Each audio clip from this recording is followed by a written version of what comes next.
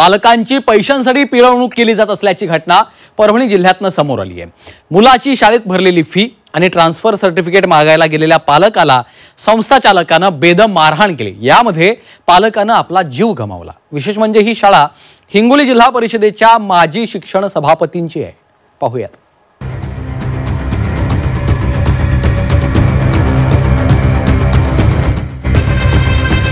संस्था चालकाच्या मारहाणीत पालकाचा मृत्यू।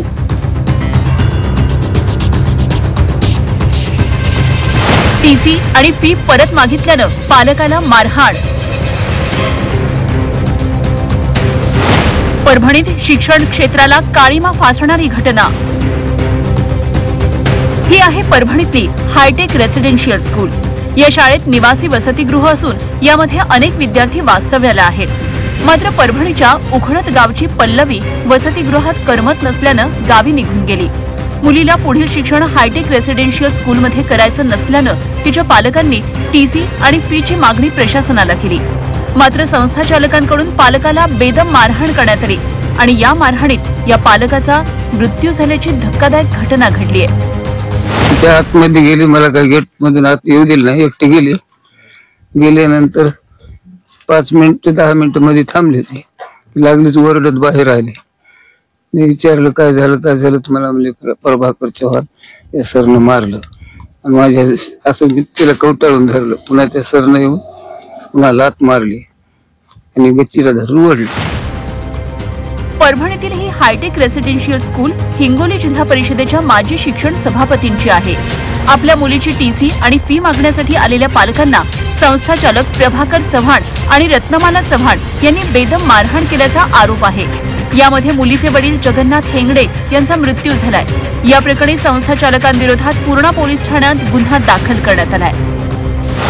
फिर्यादीवरून या ठिकाणी खुनाचा गुन्हा दाखल करण्यात आलेला आहे। प्रभाकर चव्हाण ज्यांची ही हायटेक रेसिडेन्शियल स्कूलचे ते चालक आहेत, संस्था चालक आहेत, ते आणि त्यांच्या पत्नीविरुद्ध गुन्हा दाखल करण्यात आलेला आहे आणि पुढील तपास उपविभागीय पोलीस अधिकारी म्हणजेच डीवायएसपी पूर्णा यांच्या नेतृत्वात विशेष पथकांचे गठन करून करण्यात येत आहे।